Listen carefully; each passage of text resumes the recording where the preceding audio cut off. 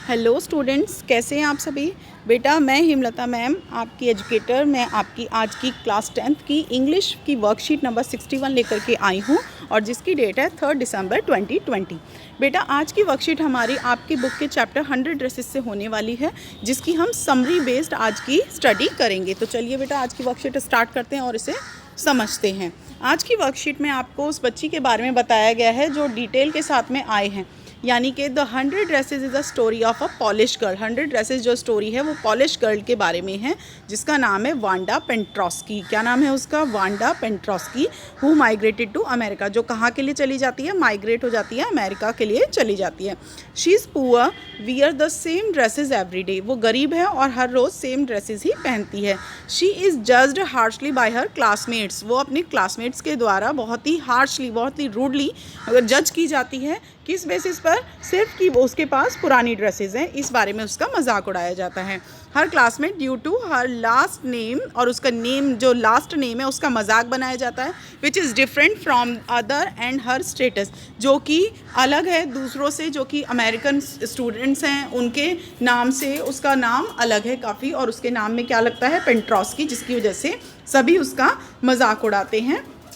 Her feelings are often hurt by her classmate. उसकी जो feelings हैं वो उसके क्लासमेट्स के द्वारा कई बार हर्ट की जाती हैं, और जिसकी वजह से वो बहुत ज़्यादा अपसेट फील करती है। How ever she is talented girl, लेकिन हाँ वो ये है कि वो टैलेंटेड गर्ल है, and sends 100 dresses design for her drawing competition. और इसी बेसिस पर ही वो कितनी ड्रेसेस बनाती है?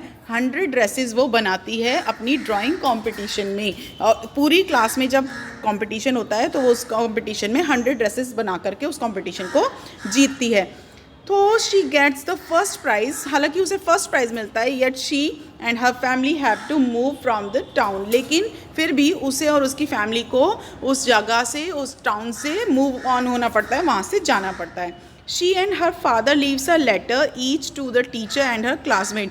वो और उसके पिताजी एक लेटर लिखते हैं जो उसकी क्लासमेट्स को और उसके टीचर्स के लिए होता है। जाने से पहले वो छोड़ करके जाते हैं।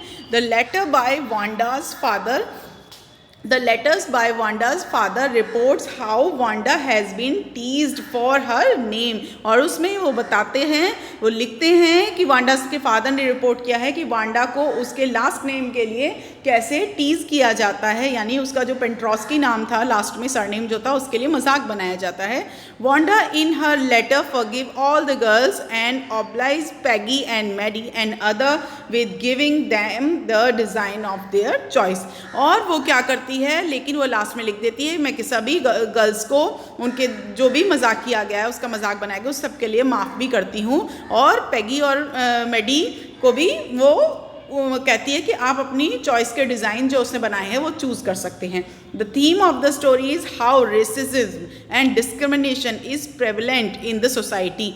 ये जो स्टोरी है बेटा, ये बेसिकली आपको बहुत इंपॉर्टेंट चीज़ इसमें सिखाती है, और वो बहुत इंपॉर्टेंट चीज़ क्या है कि किस तरीके से सोसाइटी में रेसिज्म एंड डिस्क्रिमिनेशन आज भी इतना ज़्यादा है, क्योंकि हम अपने आसपास कहीं ना कहीं किसी न किसी रूप में कभी ना कभी देख ही लेते हैं, चाहे वो गर्ल्स और बॉयज़ में हो, या फिर वो काले गोरे का हो, या किसी भी तरीके का डिस्क्रिमिनेशन आप कहीं ना कहीं देखते होंगे।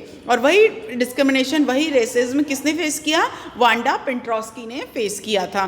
The story ends by classmates. और स्टोरी कैसे होती है? The story ends by classmates feeling small and sorry after Wanda leaves town. और फाइनली स्टोरी का एंड हो जाता है जब वांडा उस शहर को छोड़ करके, उस टाउन को छोड़ करके चली जाती है, और सभी स्टूडेंट्स को अपनी गलती का एहसास होता है। तो बेटा ये हमारी आज की समरी थी, जिसमें हमने आपकी 100 ड्रेसेस की फर्स्ट और सेकंड की समरी को शॉर्ट में हमने किया है, और उसी के बेस पर यहाँ पर हमें कुछ क्वेश्चंस भी दिए गए हैं। पहला क्वेश्चन आप देखेंगे, why do you think Wanda set in the last raw in the room 13। वो रूम 13 में लास्ट रॉ में क्यों बैठती थी? क्या कोई बता सकता है? Obviously she was new for this class and she was different for other students. वो अपने आप को आइसोलेट फील करती थी।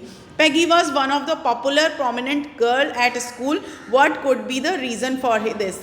Peggy जो थी वो बहुत ज़्यादा पॉपुलर एंड प्रोमिनेंट गर्ल थी स्कूल में। वो आप किस तरीके से, किस रीज़न से आप ये देखते हैं? तो ऑब्वियसली वो क्लास स्कूल की हेड गर्ल थी, वो बहुत स्मार्ट थी, और वो एक पॉपुलर अमेरिकन गर्ल थी स्कूल में, पॉपुलर स्टूडेंट के रूप में। Even though Maddie was poor but she is never support Wanda. जो मैडी थी वो पुअर थी लेकिन वो कभी भी वांडा पेंट्रोस्की को सपोर्ट नहीं कर पाई थी जब पैगी ने उसका मजाक उड़ाया था। ऐसा क्यों? क्योंकि उसे ये पता था कि अगर वो वांडा का सपोर्ट करेगी तो कहीं पैगी खुद मैडी का मजाक ना बनाना शुरू कर दे, तो कहीं ना कहीं उसके अंदर ये डर था। तो इसको भी आप अपने वर्ड्स में लिखेंगे। How does Maddie feels after listening to the content of letters by Wanda's father. जो मैडी है वो कैसा फील करती है जो वांडास के फादर के द्वारा लिखा गया वो लेटर है उसको पढ़ने के बाद, सुनने के बाद वो कैसा महसूस करती है? Obviously she felt guilty. उसे बहुत एहसास होता है कि उस लड़की की जगह वो खुद भी हो सकती थी, उसे उसका मजाक नहीं उड़ाना चाहिए था। फिफ्थ क्वेश्चन आप देखेंगे बेटा, what is Miss Mason's reaction after receiving letter from Wanda and her father. Miss Mason का क्या रिएक्शन था जब उसने वो लेटर देखा वांडा पेंट्रोस्की के फादर के द्वारा लिखा हुआ? उसे बहुत दुख हुआ कि एक अच्छी टैलेंटेड लड़की को रेसिज्म और डिस्क्रिमिनेशन की वजह से मूव ऑन होना पड़ गया यहाँ से। अब बेटा आपको कुछ और आपके यहाँ पर क्वेश्चंस दिए गए हैं जिन्हें हमें 40 to 50 वर्ड्स में करना है। तो फर्स्ट क्वेश्चन देखेंगे बेटा, what is the significance of the title 100 dresses. आप इसके सिग्निफिकेंस टाइटल को कैसे जस्टिफाई करेंगे 100 ड्रेसेस? ऑब्वियसली एक लड़की जिसके पास ड्रेसेस नहीं है पहनने के लिए और वो उन ड्रेसेस को कितनी तरीके से बनाती है, वो 100 ड्रेसेस बनाती है अपने टैलेंट की वजह से और अपनी ड्राइंग, अपनी इमेजिनेशन की वजह से। जिस लड़की के पास सेम ड्रेस है रेगुलर पहनने के लिए, कोई डिफरेंट कपड़े नहीं है। सेकेंड क्वेश्चन आप देखेंगे बेटा, why is Peggy's friendship important for Wanda.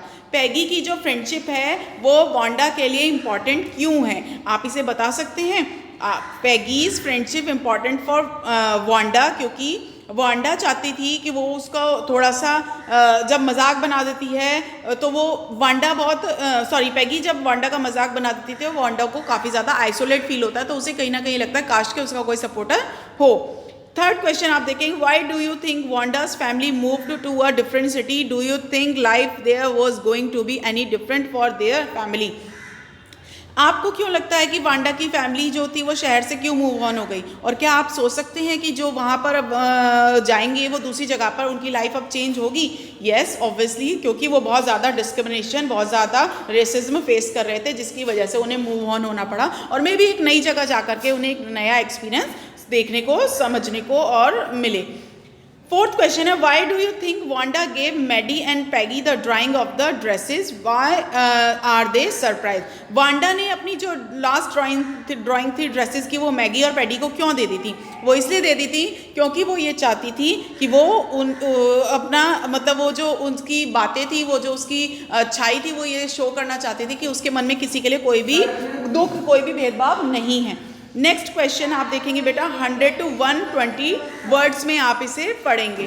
100 to 120 words में जब आप देखेंगे तो क्वेश्चन नंबर फर्स्ट में हमें क्या पूछा गया है? यहाँ पर आपके कुछ लॉन्ग क्वेश्चंस भी आपको दिए गए हैं। फर्स्ट क्वेश्चन देखिए, Maddie silence was as bad as Peggy teasing. Maddie की जो साइलेंस थी वो पैगी के टीजिंग के जैसे ही बुरी थी। Comment keeping in mind how discrimination spread and affects people. आप ये बताएं कि कैसे लोगों में डिस्क्रिमिनेशन स्प्रेड होता है उनके माइंड में, उनकी कमेंट से किस तरीके से आप उन्हें बता सकते हैं कैसे लोगों को ये अफेक्ट करता है। ऑब्वियसली जब आप अपनी आंखों के आगे कुछ बुरा, कुछ गलत होते हुए देख रहे हैं, किसी के साथ भेदभाव होते हुए देख रहे हैं और आप ये सब जानते हुए भी आप अपने आप को खामोश रख लेते हैं और उसके साथ वो बुरा होने देते हैं, तो वो एक तरीके से बहुत ही गलत तरीके से डिस्क्रिमिनेशन स्प्रेड करने का और उस व्यक्ति को अफेक्ट करने का बहुत ही बैड वे, आप कहीं ना कहीं आपकी तरफ से भी उसको सपोर्ट जाता है इनडायरेक्टली। आप खुद से नहीं बोलते बट आप उस चीज़ को सपोर्ट कर रहे हैं इनडायरेक्टली, उसके खिलाफ आवाज़ ना उठा करके। तो इसे आप अपने 100 to 120 वर्ड्स में अपने वर्ड्स में बेटा इसे करेंगे। सेकेंड क्वेश्चन देखिए, the story 100 dresses present character which depict different aspect of human behavior in different setting। आप एक बात बताएंगे, इसे देखने के बाद में आपको कैरेक्टर्स को पढ़ने के बाद में एक नए आपके ह्यूमन बिहेवियर के डिफरेंट एस्पेक्ट आप देखेंगे, जैसे कि टीजिंग, प्लेइंग, क्लास एक्टिविटी, ये सारी बातें आपने इस चैप्टर में देखी हैं। टीज कौन करता है? मैगी और पैडी करते हैं। प्लेइंग कौन करता है? स्टूडेंट खेल रहे हैं। एक्टिविटी क्या है? ड्राइंग की एक्टिविटी है, कॉम्पिटिशन एक्टिविटी है। ये आपके ह्यूमन बिहेवियर को डिफरेंट तरीके से बताता है। Choose an incident or incidents from the story and write dialogue based on your understanding of Peggy, Maddie and Wanda's personality. आप यहाँ पर मैगी, पैडी और वांडा के कुछ डायलॉग्स लेंगे उस चैप्टर में से, जहाँ पर आप ये दिखाएंगे ये अलग अलग एक्टिविटीज़ को। आप यहाँ पर पैगी का वो डायलॉग ले सकते हैं जब वो वांडा को टीज़ करती है उसकी ड्रेसेस को लेकर के। आप मैडी का वो डायलॉग ले सकते हैं जब वो अपने आप को मन में फील करती है कि वो खुद से पुअर है और वो पैगी की ही पुरानी जो ड्रेसेस हैं, यूज्ड की हुई ड्रेसेस है, वो उन्हें पहनती है और वो कहीं ना कहीं ये जताती है कि अगर मैं उसके खिलाफ आवाज़ उठाऊंगी तो कहीं वो मेरा भी मजाक उड़ाना ना शुरू कर दे। और वांडा के पेंट्रोस की आप उस तरीके से दर्शा सकते हैं जब वांडा क्या करती है, जब वांडा मूव ऑन हो जाती है और अपनी सारी ड्राइंग्स मैगी और पैडी के लिए छोड़ करके जाती है और उन्हें सरप्राइज कर देती है कि उसका कितना अच्छा बिहेवियर था और उसके साथ कितना डिस्क्रिमिनेशन, रेसिज्म फिर भी किया गया। तो आप इस तरीके से अलग अलग ह्यूमन एस्पेक्ट्स को दर्शा सकते हैं अपने डायलॉग्स के द्वारा। तो बेटा ये आपकी आज की वर्कशीट थी और इसमें हमारा आज का कोविड का मैसेज है। आप देखेंगे wash your hand with soap and water regularly, और आपको अपने हाथ रेगुलरली सोप एंड वाटर से क्या करने हैं, अच्छे से वॉश करने हैं हर थोड़ी थोड़ी देर में ही। और बेटा आज की आपकी वर्कशीट आई होप आपको समझ में आई होगी। इस चैप्टर को आप अच्छे से रीड करें। इसका लिंक, इसकी समरी, इस चैप्टर के सिनॉप्सिस मैं आपको इस वीडियो के लिंक में दे देती हूँ, जिससे कि आप इसे अच्छे से समझ सकें। I hope you like the video. Thank you.